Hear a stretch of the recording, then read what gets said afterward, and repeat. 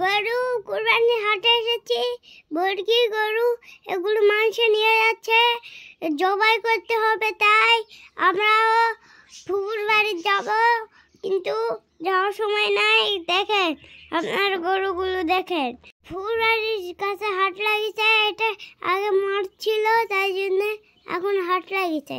দেখেন কত মানুষ, গরু মানুষের থেকে গরুই বেশি, মুরগিও। এই দেখেন কত মানুষ। ফুপুর বাড়ির থেকে ফুপুর বাড়ির পিছনের দিকে অনেক মানুষের হলো গরুর কুরবানির হাট। যারা গরু টরু কিনে নি তারা চলে আসবেন, গরু পাওয়া যাবেন, কুরবানির হাটে চলে আসুন। দেখেন এটা অনেক খাবার জিনিস পাওয়া যাচ্ছে, অনেক বড় বড় দোকান, কুশারের রস, তারপর আরো কি কি খাবার আছে। দেখেন পপকর্ন। রোদে আপনাদের তৃষ্ণা লেগে গেলে কুশার রস খাবেন, খুব মজা লাগবে। আমি একদিন খেয়ে দেখেছিলাম। দেখেন সাবানও পাবেন। দেখেন ফুচকার দোকান দেখালাম কেবল।